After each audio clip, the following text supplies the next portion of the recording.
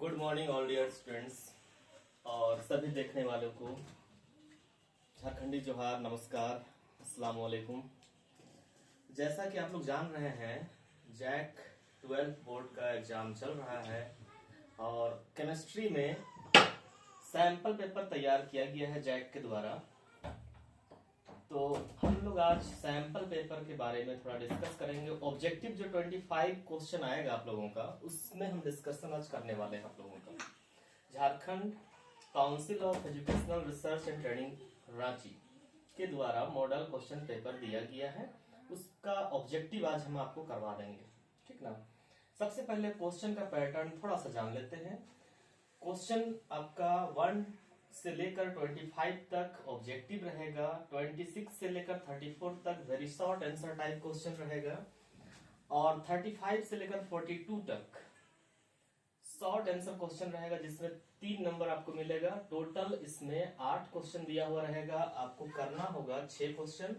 26 से 34 तक 9 क्वेश्चन रहेगा, आपको करना होगा 7 क्वेश्चन और 1 से 5 तक टोटल करना है, इसमें कोई ऑप्शन नहीं है। लास्ट में आपका है 43 से लेकर 48 तक टोटल 6 क्वेश्चन होगा, 4 आपको करना है। तो ये आपका क्वेश्चन का पैटर्न दिया हुआ था। अब आते हैं हम लोग सेक्शन ए, जहां पर 25 ऑब्जेक्टिव है। इसको हम लोग करते हैं, जो सैंपल दिया हुआ था उस सैंपल का क्वेश्चन को करते हैं। Question number 1, molarity of pure water. Pure water का मोलारिटी क्या होता है? तो यहाँ पर तो प्योर वाटर दिया हुआ है, तो ये थोड़ा कंफ्यूजन टाइप का क्वेश्चन आपके लिए होता है। आप क्या करेंगे? लेट करेंगे इसमें। Let 1000 gram of water, 1000 gram of water लिए, ठीक ना। अब 1000 ग्राम वाटर अगर हम ले लिए हैं तो वाटर का मोलर मास कितना होता है? मोलर मास होता है वाटर का 18, ठीक ना। नंबर ऑफ मोल्स निकालना चाहेंगे तो number of moles equal to हो जाएगा गिवन मास बटे molar mass is equal to 55.5 निकला आपका मोलर मास। हाँ, नंबर ऑफ मोल्स निकल गया 55.5, नंबर ऑफ मोल्स निकल गया। और मोलारिटी का फॉर्मूला होता है number of moles of solute पर लीटर ऑफ द सॉल्यूशन, पर litre of the solution. Number of moles कितना दिया हुआ है? 55.55 पर लीटर ऑफ द सॉल्यूशन। आपने 1000 ग्राम लिया था। मान लेते हैं कि डेंसिटी वाटर का 1 ग्राम पर सेंटीमीटर क्यूब है, तो 1000 ग्राम मतलब 1000 ml हो गया, मतलब 1 लीटर हो गया। तो नीचे में 1 लीटर आ जाएगा। डिवाइड करेंगे तो मोलारिटी हो जाएगा 55.55 मोल पर लीटर। ये हो गया मोलारिटी। पहला का आंसर बी हो जाएगा, ठीक है, पहला का आंसर बी हो जाएगा। क्वेश्चन नंबर 2 हम लोग करते हैं। क्वेश्चन नंबर 2 करते हैं, विच of the following reaction follow Markovnikov's rule. Markovnikov's rule क्या बोलता है? पहले इस चीज को आपको जानना पड़ेगा। What is Markovnikov's rule? Markovnikov's rule में HCl या HBr को ऐड किया जाता है। तो यहाँ पर Cl2 दिया हुआ है, Br2 दिया हुआ है, तो ये दोनों तो मार्कोनिकॉप्स रूल में नहीं आएगा। मार्कोनिकॉप्स रूल में HBr आएगा, HBr आएगा, HCl आ सकता है, ठीक है। HBr का एडिशन होता है मार्कोनिकॉप्स रूल में। मार्कोनिकॉप्स रूल बोलता है HCl या HBr में प्लस पार्ट होता है, माइनस पार्ट होता है। नेगेटिव पार्ट ऐड होता है उस कार्बन के पास में जिस कार्बन के पास में ज्यादा नंबर ऑफ कार्बन जुड़ा हुआ रहता है। तो यहाँ पर देखते हैं हम लोग 2 कार्बन है और यहाँ पर देखते हैं हम लोग 3 कार्बन है, ठीक है। 2 कार्बन है और 3 कार्बन है। अब हम लोग क्या करेंगे? HBr को हम लोगों को जोड़ना है। तो यहाँ पर डबल बॉन्ड है और यहाँ पर डबल बॉन्ड है। HBr हमको जोड़ना है। अगर ये यहाँ पर H और यहाँ पर Br जोड़ देते हैं कोई दिक्कत नहीं है। यहाँ पर भी हम लोग H और Br जोड़ सकते हैं, यहाँ पर भी हम लोग इधर H, इधर Br और इधर H जोड़ सकते हैं। तो ये 3 पॉसिबिलिटी तुम्हारे पास में है HBr को जोड़ने का। तो मार्कोनिकॉप्स रूल बोलता क्या है कि कोई भी कार्बन कार्बन डबल बॉन्ड अगर रहे तुम्हारे पास में तो नेगेटिव पार्ट उस कार्बन के पास जाएगा जिसके पास ज्यादा नंबर ऑफ कार्बन जुड़ा हुआ रहे। तो यहाँ पर हम लोग क्या देख रहे हैं, ब्रोमीन किसके पास गया है, जिसके पास एक ही कार्बन है, और यहाँ पर ब्रोमीन किसके पास में है, जिसके पास दो कार्बन जुड़ा हुआ है। तो यहाँ से ये बॉन्ड टूटा और इधर ब्रोमीन जुड़ा, इधर भी ब्रोमीन जुड़ा, यहाँ से ये बॉन्ड टूटा, इधर ब्रोमीन जुड़ा, इधर H जुड़ा। ये वाला मार्कोनिकॉप्स रूल नहीं कहलाएगा, मार्कोनिकॉप्स रूल ये वाला कहलाएगा। ठीक है, तो इसका आंसर ये वाला है। यहाँ पर मार्कोनिकॉप्स रूल पॉसिबल है, यहाँ पर पॉसिबल नहीं है। ये मार्कोनिकॉप्स रूल है और ये एंटी मार्कोनिकॉप्स रूल कहलाएगा।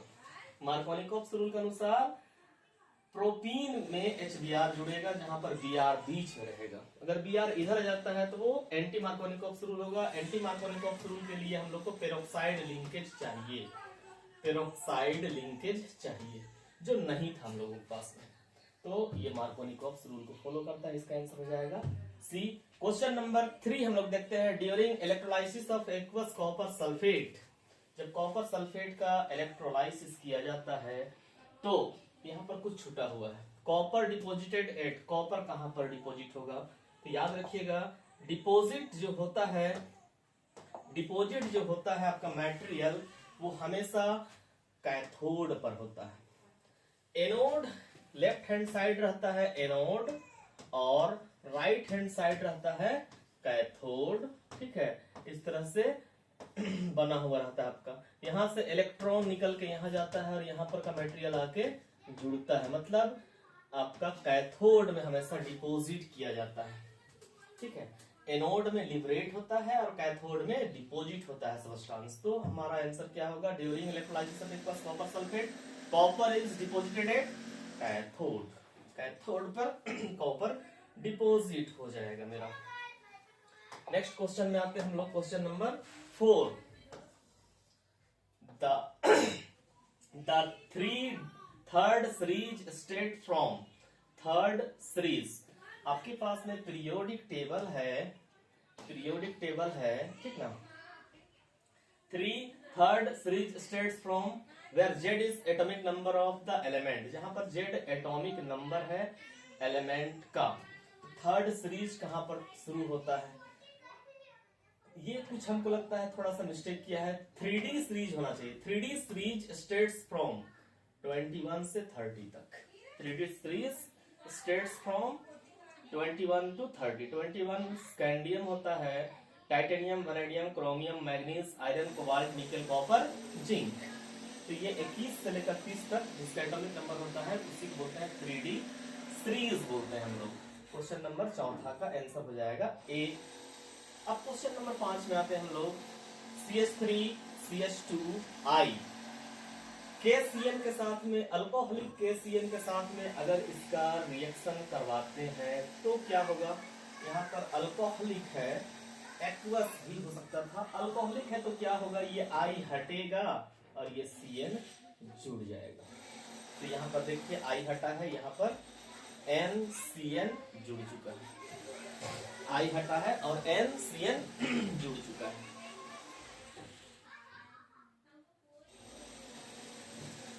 अगर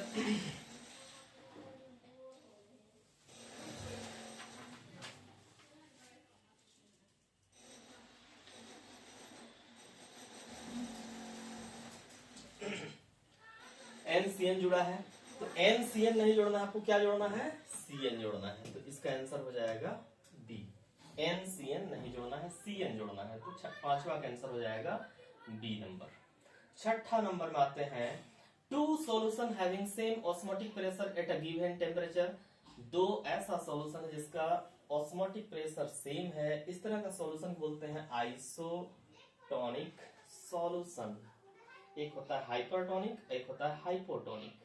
ठीक है, फूल जाना और स्वेलो करना और श्रिंक करना हाइपरटोनिक और हाइपोटोनिक का एग्जाम्पल है। लेकिन अगर दोनों का सेम रहे ऑस्मोटिक प्रेशर तो वो कहलाता है आइसोटोनिक सॉल्यूशन। 6ठा नंबर कंप्लीट हो गया मेरा। 7वां नंबर का क्वेश्चन में आते हैं हम लोग। The molar conductivity is maximum for the solution of concentration. Molar conductivity यहाँ पर बोला गया है ना, मोलर कंडक्टिविटी बोला गया है। अगर सिर्फ कंडक्टिविटी का बात करेंगे तो conductivity increases upon dilution, dilution करने से कंडक्टिविटी इंक्रीज करता है। मोलर रहे या इक्विवेलेंट रहे, मोलर कंडक्टिविटी या फिर equivalent conductivity increases upon dilution. देखिए यहाँ पर 0.05 ज्यादा नंबर है, उससे थोड़ा कम, उससे भी थोड़ा कम, और सबसे कम कहां पर कंसंट्रेशन है, डी नंबर में। तो सबसे ज्यादा डाइल्यूशन कहां पर हुआ है, डी नंबर में। तो डाइल्यूशन सबसे ज्यादा डी नंबर में हुआ है, तो मोलर कंडक्टिविटी अपॉन डाइल्यूशन क्या होता है, इंक्रीजेस। तो maximum for the solution concentration, molar conductivity maximum किसके पास में होगा, जिसके पास ज्यादा डाइल्यूशन होगा उसका मोलर कंडक्टिविटी ज्यादा होगा। मोलर कंडक्टिविटी इंक्रीज करता है अपॉन डाइल्यूशन, सबसे ज्यादा डाइल्यूशन किसमें हुआ है, डी नंबर में। तो ये आंसर आपका डी होगा 7वां नंबर का। 8वां number, which of the following ion will form coloured compound. Coloured compound वो बनाता है जिसके पास अनपेयर्ड इलेक्ट्रॉन होगा। स्कैंडियम का एटॉमिक नंबर 21 होता है, जिंक का 30 होता है, और एमएन का मैग्नीज का 25 होता है, और टाइटेनियम का 22 होता है। 3 इलेक्ट्रॉन यहां से अगर हम निकाल देते हैं तो स्कैंडियम का होता है आपका 4s2 3d1, यहां से 2 निकल गया, यहां से 1 निकल गया, मतलब इसके पास 0 बचा, इसके पास 0 बचा। डी में एक भी इलेक्ट्रॉन नहीं। मैग्नीज का होता है 25, मतलब 4s2 3d5, यहां से हम लोग निकालेंगे 2, तो ये 2 निकल गया, यहां पर 5 बचा हुआ है। जिंक का होता है 30, मतलब 4s2 3d10, यहां से हम लोग 2 निकाल दिए हैं, यहाँ 10 पूरा बचा हुआ है। टाइटेनियम का होता है 22, 4s2 3d2, 4 निकाल दिए, यहां से ये भी निकल गया, ये भी निकल गया। अब हम लोग क्या देखते हैं, यहां से निकल गया दोनों, यहां से निकल गया दोनों, यहां से हम निकाले तो ये निकला, ये बच गया है, यहां से निकाले तो ये निकल गया, ये बच गया। तो यहाँ 3d10 है, मतलब सभी इलेक्ट्रॉन पेयर्ड है, तो सभी इलेक्ट्रॉन चाहे तो पेयर्ड रहे या 3d में 0 रहे, ऐसा अगर कंडीशन आता है तो वो होगा कलरलेस, और अगर डी में अनपेयर्ड इलेक्ट्रॉन रहे तो वो कहलाता है कलरफुल। तो यहाँ पर डी में 5 अनपेयर्ड इलेक्ट्रॉन है, तो मैग्नीज 2+ कलरफुल होगा, इसका आंसर Mn2+ होगा। Which of the following ion will form coloured compound, B number बनाएगा coloured compound. Question number 8 complete. Question number 9, which of the following is not a colligative properties. Colligative properties 4 होता है। एक होता है relative lowering of vapour pressure, यहाँ पर lowering of vapour pressure दिया हुआ है। पहला नंबर में क्या होता है, रिलेटिव, लेकिन यहाँ पर लोअरिंग सिर्फ दिया हुआ है, तो ये कोलिगेटिव प्रॉपर्टीज नहीं। एलिवेशन ऑफ बॉइलिंग पॉइंट होता है, डिप्रेशन ऑफ फ्रीजिंग पॉइंट होता है, relative lowering of vapour pressure होता है। 4 कोलिगेटिव प्रॉपर्टी है। पहला नंबर है relative lowering of vapour pressure, दूसरा है एलिवेशन ऑफ बॉइलिंग पॉइंट, तीसरा है डिप्रेशन ऑफ फ्रीजिंग पॉइंट, चौथा है osmotic pressure. Lowering of vapour pressure सिर्फ रहेगा तो ये कोलिगेटिव प्रॉपर्टीज नहीं है, तो इसका आंसर होगा ए नंबर। 9 कंप्लीट होगी हम लोगों का। क्वेश्चन नंबर 10, क्वेश्चन नंबर 10, इसमें थोड़ा कॉन्सेप्ट है। Galvanic cell is constructed, galvanic cell एक बनाया गया है, ठीक ना, जिसमें वैल्यू दिया हुआ है ये और ये। आपको पूछता है EMF of the cell. EMF का फॉर्मूला क्या होता है, ईएमएफ इक्वल टू होता है E cathode minus E anode. अब हम किसको कैथोड बोलेंगे, किसको एनोड बोलेंगे, तो आप लोग याद रखिएगा, एक लाइन बनाइएगा, ठीक ना, ऊपर में +2 +1 0 -1 -2, ऊपर में होता है कैथोड और नीचे में होता है एनोड, ठीक ना। अब यहाँ पर देखते हैं -0.76 और -0.41, इन दोनों में ऊपर कौन होगा, तो ये वाला होगा, Fe ऊपर होगा, मतलब ये होगा कैथोड, और ये वाला नीचे रहेगा, ये होगा एनोड। तो इतना माइनस इतना कर देंगे, आंसर आ जाएगा -0.41, क्या हो जाएगा, -0.41 माइनस पहले से है, यहाँ पर भी माइनस है, प्लस 0.76। आंसर हो जाएगा आपके पास में आंसर हो जाएगा 530। ये 0.35 आपका आंसर हो जाएगा, सी नंबर। ये हो जाएगा गैल्वेनिक सेल का। तो इस तरह का क्वेश्चन अगर रहे आपके पास में तो आपको देख लेना है कि इन दोनों में कौन बड़ा है, इन दोनों में कौन बड़ा है। तो ये बड़ा है, जो बड़ा है उसको पहले लिखेंगे, जो छोटा है उसको बाद में लिखेंगे, आंसर निकाल लेंगे हम लोग। Question number 10 complete. 10 के बाद में आते हैं 11 नंबर में। The general valence shell electronic configuration of D block element. बड़ा आसान क्वेश्चन है। डी ब्लॉक एलिमेंट का जनरल इलेक्ट्रॉनिक कॉन्फ़िगरेशन क्या होता है, तो याद रखेंगे डी में 1 से लेकर 10 तक होता है। कहीं पर है 1 से लेकर 10 तक? नहीं, डी 1 to 10 होता है। और डी के पहले क्या लिखते हैं? n-1 लिखते हैं, याद रखिएगा। एफ के पहले क्या लिखते हैं? n-2 लिखते हैं। एस के पहले क्या लिखते हैं? सिर्फ n लिखते हैं, ठीक है। तो ये इसका हो जाएगा। यहाँ पर ns 1 और 2 दिया हुआ है, एस का 1 भी हो सकता है और 2 भी हो सकता है। तो क्वेश्चन 11 का आंसर सी होगा। Which concentration unit is independent of temperature? Temperature पर डिपेंड कौन नहीं करेगा। मोलारिटी में वॉल्यूम आता है, फॉर्मेलिटी में भी वॉल्यूम आता है और नॉर्मलिटी में भी वॉल्यूम आता है। इसमें मास आता है। Mass is independent of temperature. Molality का फॉर्मूला क्या होता है? Number of moles of solute per kilogram of the solvent. Number of moles of solute per kilogram of the solvent. यहाँ पर किलोग्राम आ रहा है, मास आ रहा है, मतलब ये इंडिपेंडेंट होगा टेम्परेचर का। यहाँ पर मोलारिटी डिफिनेशन क्या होता है? Number of moles of solute पर लीटर हो रहा है, मतलब ये डिपेंड करेगा, ये भी डिपेंड करेगा, ये भी डिपेंड करेगा, ये इंडिपेंडेंट होगा। क्वेश्चन नंबर 12 का भी आंसर क्लियर है। क्वेश्चन नंबर 13 देखते हैं। The charge required for the reduction of 1 mole of copper 2+ to copper. Copper 2+ से कॉपर में आपको रिड्यूस करना है तो कितना चार्ज चाहिए? चार्ज कितना चाहिए, ठीक ना। कॉपर 2+ है, 2 इलेक्ट्रॉन चाहिए, कॉपर में डिपॉजिट हो जाएगा। ये 2 इलेक्ट्रॉन मतलब 2 फ्राइडे चाहिए। 2 इलेक्ट्रॉन मतलब 2 फ्राइडे चाहिए। एक फ्राइडे का वैल्यू कितना होता है? 96,487 होता है। दोनों को मल्टीप्लाई कर देंगे हम लोग।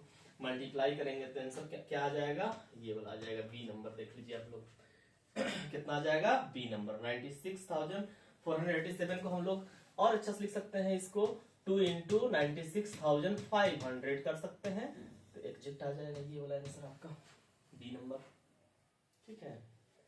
तो 13 नंबर भी हो गया complete. 14 number, reaction of HCHO formaldehyde with CH3MgBr followed by hydrolysis क्या देता है?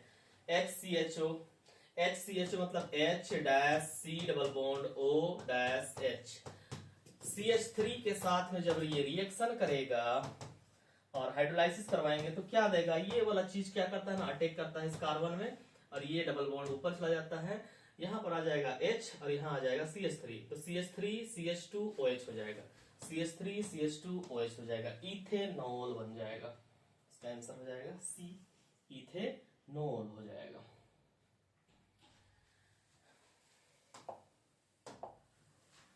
चौदह कंप्लीट हो गया है। 15 नंबर आते हैं। फिनॉल का रिएक्शन करवाते हैं जिंक डस्ट के साथ में, तो याद रखिएगा बेंजीन बनता है। कौन सा चीज बनेगा? बेंजीन बनेगा। 15 का आंसर हो जाएगा ए नंबर, बेंजीन बनेगा, ठीक है। फिनॉल का रिएक्शन करवाएंगे, ये गड़बड़ दिया हुआ है, ठीक ना। फिनॉल का अगर हम लोग रिएक्शन करवाते हैं जिंक डस्ट के साथ में, ये वाला यहाँ पर नहीं होना चाहिए था, यहाँ पर होना चाहिए था, ठीक है। ये फिनॉल है, इसका रिएक्शन जिंक डस्ट से करवाएंगे तो प्रोडक्ट क्या बनेगा? बेंजीन बनेगा। तो कोई दिक्कत नहीं है इसमें भी। क्वेश्चन नंबर 16 नंबर में, rate equal to K SO2Cl2 is an example of. यहाँ पर कितना पावर दिखाई दे रहा है? कितना पावर दिखाई दे रहा है? यहाँ पर 1 दिखाई दे रहा है। पावर 1 का मतलब होता है फर्स्ट ऑर्डर रिएक्शन। कौन सा order reaction? First order reaction हो जाएगा। 16 का भी आंसर हो गया आपका। 17 आते हैं। विच of the following element exhibit maximum oxidation state. कौन सा एलिमेंट जिसका ऑक्सीडेशन स्टेट सबसे ज्यादा होगा? ठीक ना, ऑक्सीडेशन स्टेट। तो ये याद रखिएगा मैग्नीज का होता है। मैग्नीज का एटॉमिक नंबर कितना होता है पता है आप लोगों को? मैग्नीज का होता है 25, आयरन का होता है 26, स्कैंडियम का होता है 21, जिंक का होता है 30। मैग्नीज का इलेक्ट्रॉनिक कंडीशन लिखते हैं 4s2 3d5, मतलब डी में कितना इलेक्ट्रॉन दिखाई देगा आपको? 5। 1 2 3 4 5। 3d में कितना दिखाई दे रहा है? 5। तो क्या पूछ रहा है? विच of the flowing element exhibit maximum oxidation state? तो याद रखिएगा 2 और 5 7, 7 तो भी दे सकता है। कितना दे सकता है? 7। 6 भी दे सकता है, 5 भी दे सकता है, 4 भी दे सकता है, 3 भी दे सकता है, 2 भी दे सकता है, मतलब सबसे ज्यादा दे सकता है मैग्नीज। ठीक है, और ये कॉमन क्वेश्चन है, डी ब्लॉक एलिमेंट में मैग्नीज सबसे ज्यादा ऑक्सीडेशन स्टेट शो करता है। इसको याद करने की जरूरत है मैग्नीज को। ठीक ना।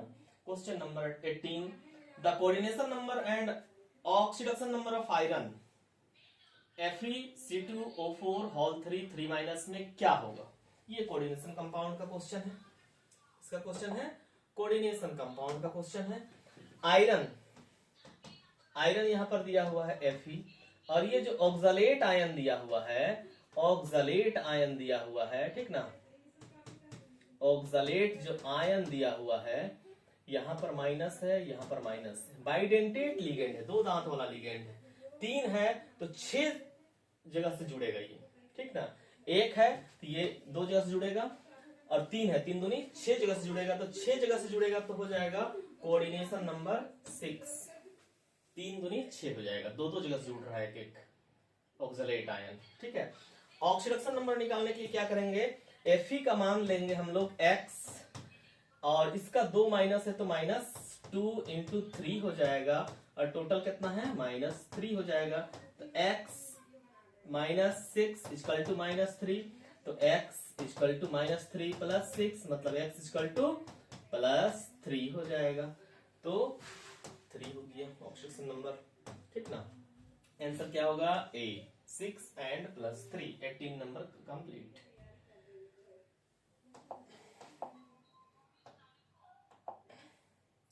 चलिए अब आते हैं हम लोग 19 नंबर में, फटाफट 19 नंबर में चले जाते हैं। Among the following which complex can show solvate isomerism? कौन इनमें से solvate isomerism? solvate का मतलब होता है पानी, ठीक ना। solvate मतलब होता है पानी, वाटर बाहर जा सकता है, ठीक ना, और नहीं भी जा सकता है। तो याद रखना है, अगर solvate पूछता है तो हम अंदर में खोजेंगे वाटर है, नहीं है, ये तो 2 कोऑर्डिनेशन कंपाउंड हो गया, ये तो हो गया नहीं है, नहीं है water.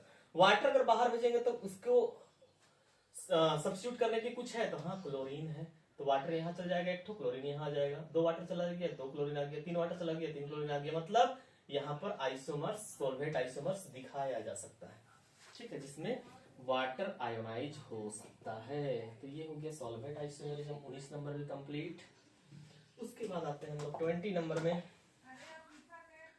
CH3 CH2 Cl + NaI के साथ में रिएक्शन करेगा तो क्लोरीन हटेगा और I जुड़ेगा, क्लोरीन हटेगा और I जुड़ेगा। In the presence of acetone upon heating, इस रिएक्शन का नाम है फिंकल-स्टीन रिएक्शन। याद करने की जरूरत है। अगर यहाँ पर AgF होता तो ये क्लोरीन हटता और ये F जुड़ता तो कहलाता स्वार्ज रिएक्शन। क्या कहलाता? स्वार्ज रिएक्शन कहलाता। I जुड़ रहा है इसलिए क्या कहला रहा है? फिंकल-स्टीन कहला रहा है। ये अगर रहता तो क्या कहलाता? स्वार्ज रिएक्शन कहलाता। ठीक है, F जुड़ता तो स्वार्ज कहलाता, I जुड़ रहा है तो फिंकल-स्टीन कहला रहा है। यहाँ पर क्लोरीन की जगह ब्रोमीन भी हो सकता था, क्लोरीन और ब्रोमीन रहेगा। ठीक है, तो यहाँ पर क्लोरीन है। 20 नंबर भी कंप्लीट।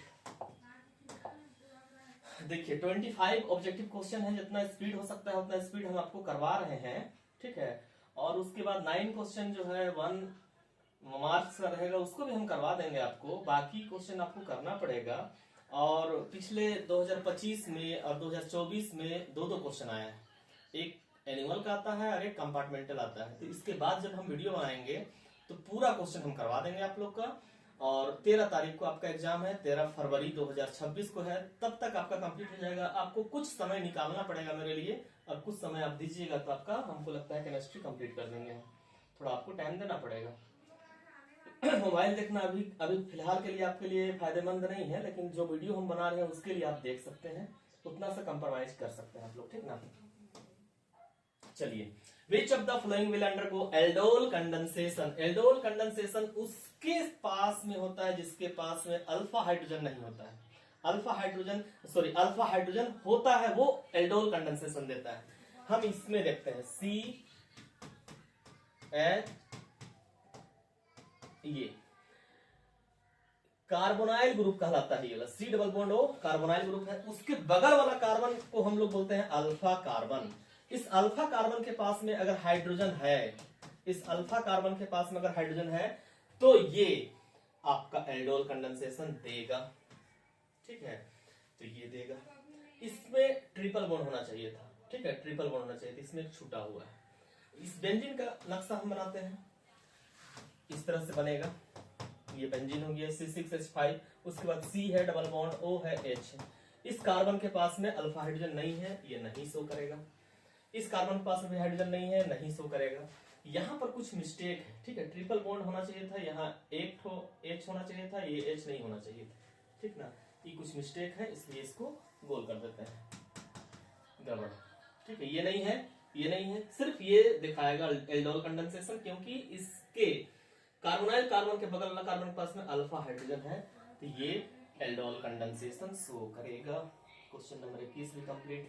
चलिए 22, one of the reagent for Gattermann reaction. Gattermann reaction के लिए होता है CuCl in HCl। CuCl के जगह में Cu और HCl दे दिया है, तो कोई दिक्कत नहीं है, कॉपर और HCl भी होता है। CuBrHBr ये नहीं होगा, ये भी नहीं होगा, और ये भी नहीं होगा। इसका आंसर क्या होगा? ये गैटरमैन रिएक्शन में क्या चाहिए? Copper chloride in HCl, CuCl in HCl चाहिए आपको, या फिर इस कॉपर के में कार्बोनाइल और HCl चाहिए, CO एंड HCl भी चाहिए हो सकता है। In the presence of anhydrous AlCl3 और CuCl। AlCl3 या CuCl को बोलते हैं हम लोग लेविस एसिड बोलते हैं, लेविस एसिड के प्रेजेंस में, तो गैटरमैन रिएक्शन होता है। 22 नंबर भी कंप्लीट। 23 आते हैं। एनिलीन इज क्या है? मोर बेसिक है, लेस बेसिक है अमोनिया से, ठीक है। तो याद रखिएगा एनिलीन जो है वो लेस बेसिक होगा in comparison to ammonia. Aniline का फॉर्मूला होता है बेंजीन का रिंग और उसके ऊपर में NH2। यहाँ पर 2 इलेक्ट्रॉन है, ये 2 इलेक्ट्रॉन को अगर डोनेट करेगा किसी H प्लस को, तो H प्लस को ले लेगा, H प्लस को ले लेगा तो NH3 प्लस बनाएगा। ये हो गया पहला चीज। और NH3 के पास भी ये 2 इलेक्ट्रॉन इसको डोनेट करके और NH4 प्लस बनाएगा। तो इन दोनों में कौन ज्यादा बेसिक है, कौन आसानी से H प्लस को ले सकता है? तो ये वाला ज्यादा आसानी से ले सकता है, तो less basic than ammonia. Ammonia आसानी से H प्लस लेता है, ये डिफिकल्ट से लेता है। तो अमोनिया NH4 प्लस आसानी से बना सकता है, क्योंकि इसको डिस्टर्बेंस नहीं है, इस 2 इलेक्ट्रॉन को डिस्टर्बेंस नहीं है यहाँ पर, लेकिन ये 2 इलेक्ट्रॉन अंदर आके डिस्टर्ब हो जाता है, ठीक है। यहाँ पर आपका डिस्ट्रीब्यूट कर दिया जाता है 2 इलेक्ट्रॉन, इसमें डिस्टर्बेंस क्रिएट हो जाता है, इसलिए ये लेस बेसिक है, ये मोर बेसिक है। इसका आंसर हो जाएगा बी। 24 आते हैं हम लोग। 24 नंबर में 1 डिग्री एसिड अमाइड में बी कन्वर्टेड इनटू एमीन, ठीक है। इस रिएक्शन का नाम है होफमैन ब्रोमाइड रिएक्शन। यहाँ पर ये एमीन चैप्टर से है। 1 डिग्री एसिड अमाइड कन्वर्ट होता है एमीन में, ठीक है। तो होफमैन ब्रोमाइड रिएक्शन हो जाएगा ये वाला। Maltose is disaccharide of glucose and glucose. 2 glucose होता है माल्टोज में, ठीक है। माल्टोज का अगर हाइड्रोलाइसिस करवाएंगे तो ग्लूकोज मिलेगा, ग्लूकोज मिलेगा। 2 सैचराइड है, 2 आपका ग्लूकोज मोनोसैचराइड, ठीक है। ये 25 नंबर कंप्लीट। ये आपका जो जैक के द्वारा सैंपल पेपर बनाया गया है वो सैंपल पेपर हम करवा रहे हैं, ठीक ना। तो जो भी क्वेश्चन है ये सब इंपॉर्टेंट है। 25 करवाए हैं तो 10 हमको लगता है आ जाएगा, हो सकता है, तो आपको करने का जरूरत है। उसके बाद define mole fraction. Mole fraction क्या होता है? आप लोग जानते हैं मोल फ्रैक्शन के बारे में। मोल फ्रैक्शन आप लोग जानते हैं। मोल फ्रैक्शन में क्या होता है, काई होता है, 1 होता है और काई 2 होता है। Mole fraction of component 1 is equal to number of moles of component 1 divided by total number of moles of all the component. और काई 2 मतलब N2 by N1 plus N2। Define कर देना है, इसको लिख देना है, एक नंबर मिल गया। कितना में लिखिएगा तो एक नंबर मिलेगा। For a reaction A plus B product the law is given by, rate law दिया हुआ है 1/2 और 2। What is the order of the reaction, 1/2 और 2 को जोड़ देंगे, 1/2 प्लस 2 3/2 आंसर आ जाएगा। यही होगा order of reaction. What is lanthanoid contraction, lanthanoid contraction लगातार जो डिक्रीज करता है रेडियस, जब एटॉमिक नंबर हम लोग 57 से 71 आगे बढ़ते हैं, 57 से 71 लैंथेनम से लुटेटियम की ओर आगे जब हम लोग बढ़ते हैं तो रेडियस जो डिक्रीज करता है लगातार, उसी को बोलते हैं lanthanoid contraction. Decrease in the radius continuously with increase in the atomic number of lanthanide is known as lanthanide contraction। ये हो गया 28। आते हैं 29 में। Right all the geometrical isomers of this one. Geometrical isomers आपको सिंपल सा बात है, बना लेना है, ठीक ना। ज्योमेट्रिकल आइसोमर्स आपको बना लेना है। पीटी लिखना है बीच में 1 2 3 4। अब यहां में से आपको नाइट्रोजन देखना है, 7 होता है एटॉमिक नंबर, ब्रोमीन 35 होता है, क्लोरीन 17 होता है, पायरिडीन होता है इस तरह से N, ठीक ना। तो ये वाला और ये वाला को एक साइड में रखेंगे 7 और इसको एक साइड में रखेंगे, तो NH3 रख देंगे एक साइड में और ये वाला PY एक साइड में रख देंगे और Br और Cl एक साइड में रख देंगे, ठीक ना। ये ग्रुप एक साइड में, ये ग्रुप एक साइड में, ये हो जाएगा ट्रांस और हो जाएगा PT। फिर से ये बनाएंगे, अब इसको सेम साइड में रख देंगे हम लोग, PY ऊपर रख दिए, NH3 भी ऊपर रख दिए और नीचे में Br कर दिए और Cl कर दिए। ये cis trans geometrical isomer show कर देगा ये वाला। सिंपल सा बात है, इसको कोई दिक्कत नहीं करने में। 29 में कंप्लीट।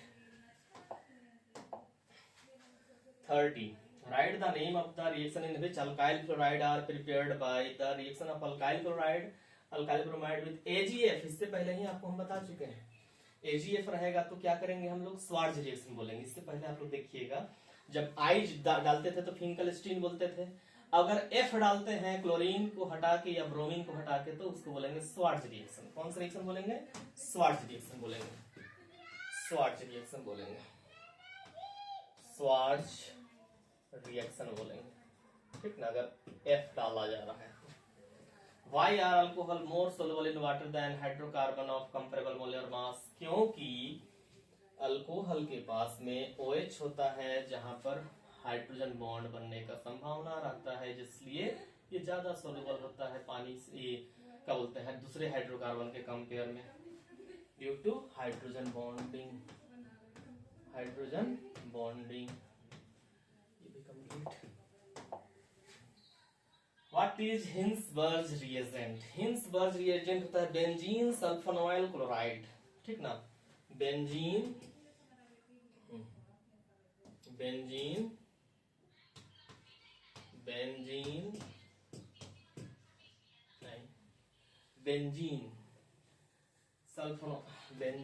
सल्फोनॉइल क्लोराइड। अच्छा, इसको हटाओ, benzene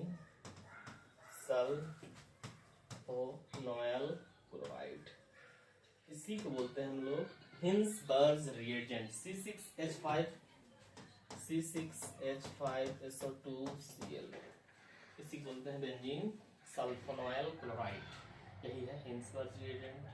what type of bonding helps in stabilising the alpha helix structure of protein, किस तरह का बॉन्डिंग आपका alpha helix structure of protein को स्टेबलाइज करने में मदद करता है, तो इंट्रा मॉलिक्यूलर हाइड्रोजन बॉन्डिंग हो जाएगा इसका, इंट्रा मॉलिक्यूलर हाइड्रोजन बॉन्डिंग हो जाएगा आंसर इसका। Question number 34, how will you convert glucose into fructose, isomerisation करना पड़ेगा, आइसोमेराइजेशन करना पड़ेगा। सेम फॉर्मूला होता है, फॉर्मूला में चेंज नहीं होता है। तो आइसोमेराइजेशन से ग्लूकोज को फ्रुक्टोज में, फ्रुक्टोज को ग्लूकोज में चेंज किया जा सकता है। तो यहाँ पर 26 से लेकर 34 तक था 9 क्वेश्चन, आपको 7 क्वेश्चन करना है, और 1 से लेकर 25 तक था, सभी को करना है। तो ये आप लोग थोड़ा देखिए करके, अगर आपको हेल्पफुल लगेगा तो हम बना रहे हैं वीडियो। 2024 में 2 क्वेश्चन मेरे पास में है, 2025 का भी 2 क्वेश्चन मेरे पास में है। ऑब्जेक्टिव तो बताएंगे हैं, टोटल 100 ऑब्जेक्टिव हो जाएगा। सब्जेक्टिव प्रयास करेंगे बताने का। आप लोग लाइक और कमेंट कीजिएगा तो मोटिवेशन हमको मिलेगा बनाने के लिए, तो इस चीज पर ध्यान दीजिएगा। चलिए इतना ही रखते हैं आज के लिए, तो नेक्स्ट हम लोग अगला वीडियो में करेंगे। इसके बाद बहुत सारा क्वेश्चन है, ठीक है, क्वेश्चन है जो सैंपल पेपर बनाया गया है, तो ये सारा क्वेश्चन आ जाएगा जब हम बताएंगे आपको 2024 और 25 का सारा क्वेश्चन। तो ये जो भी क्वेश्चन आ रहा है सबका सब आ जाएगा, कवर हो जाएगा। तो आज के लिए हम लोग इतना ही रखते हैं। Thank you everyone.